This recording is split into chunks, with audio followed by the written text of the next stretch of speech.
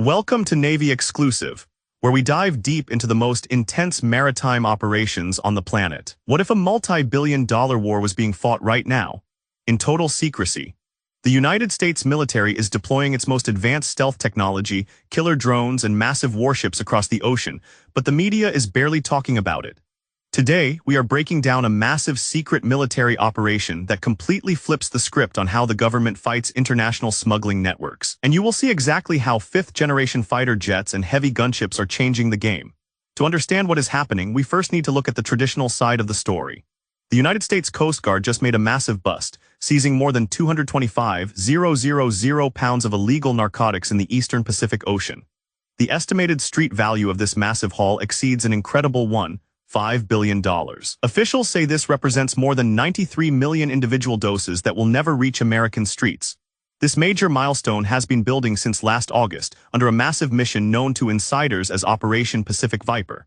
But here is where it gets interesting, because the latest seizure shows exactly how intense these missions are getting.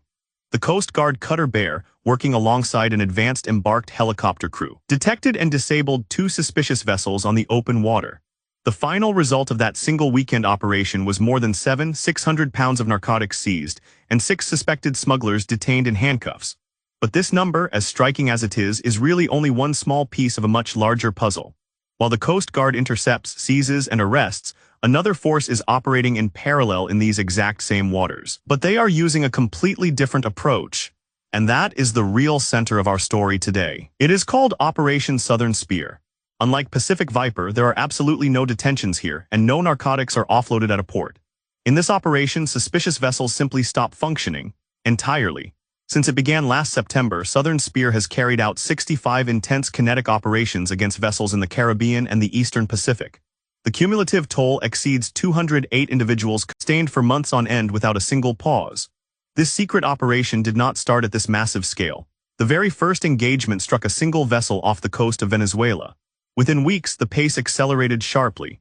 By the time the operation received its official name, the United States had already carried out roughly 20 precision strikes. Since then, the campaign has expanded geographically, shifting much of its focus from the Caribbean toward the Eastern Pacific, which is now the main corridor where the majority of these operations take place. How does the United States maintain this extreme operational tempo across such a vast stretch of ocean? The answer lies in a highly advanced surveillance and strike ecosystem that few channels have ever explained in depth.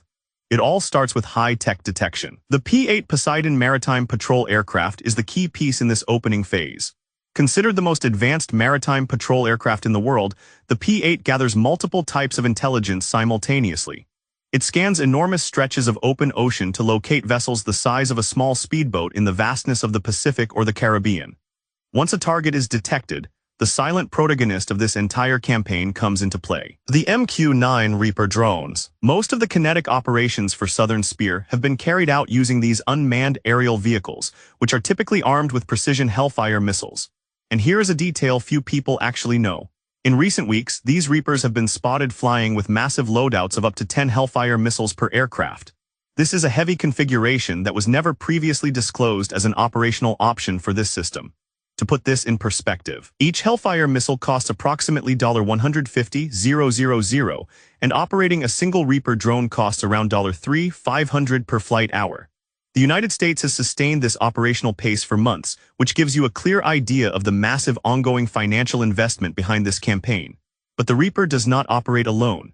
In certain highly classified missions, the United States deploys the massive AC-130J Ghostrider gunship. This is a heavy aircraft designed to neutralize targets both on land and at sea using precision missiles or heavy cannon, including a massive 105mm howitzer. This represents a level of raw firepower that is far beyond that of a conventional drone. Flying an AC-130J costs significantly more than a Reaper, though the exact figure has never been publicly confirmed by the military. As aerial backup for the entire operation, the United States also deploys elite 5th-generation F-35B fighter jets. These advanced stealth jets are capable of operating from both traditional land bases and amphibious assault ships. The cost of flying a single F-35 runs at an incredibly high hourly rate, a figure that is more than 10 times the cost of operating a Reaper drone. Electronic warfare support has also entered the picture, with EA-18G Growler aircraft providing electronic jamming cover for platforms operating in contested airspace. Military analysts point to this specific detail as evidence of a much larger combat posture than a simple counter-trafficking mission would normally require. Where does all this massive firepower operate from? The main base sits in Puerto Rico, where Naval Station Roosevelt Roads, which was closed since 2004, has been fully reactivated to sustain this campaign. At least 7 Reaper drones are permanently based there right now. Other aircraft, including the heavy AC-130, operate from a secure base in El Salvador. This is a facility that historically hosted only unarmed surveillance flights before this campaign began. Decisions for each operation are definitely not made at random. A specialized joint command cell between Southern Command and Special Operations Command receives direct input from the intelligence community before authorizing each mission. Furthermore, each operation is typically announced as being personally directed by the Secretary of War. All of this massive air and drone deployment is backed by a considerable naval fleet stationed in the region. This includes the powerful destroyers Gravely, Jason Dunham, and Samson, the cruiser Lake Erie, the littoral combat ship Minneapolis-St. Paul, and the largest and most advanced aircraft carrier in the U.S. fleet, the Gerald R. Ford. Several regional partner nations have also stepped in to support the broader effort. Trinidad and Tobago has hosted joint training exercises, has gone up on the island to extend aerial coverage across the southern Caribbean. Even the United Kingdom has contributed surveillance flights and naval support in select operations far from its own domestic waters. The sheer scale of this massive military buildup has drawn serious attention well beyond the operations themselves.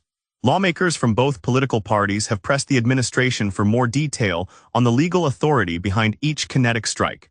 They want to know the intelligence standards used to identify targets and the safeguards in place to avoid terrible mistakes. The Department of Defense has rarely disclosed which networks the targeted vessels were allegedly tied to, and it has not consistently identified who was on board before each operation took place.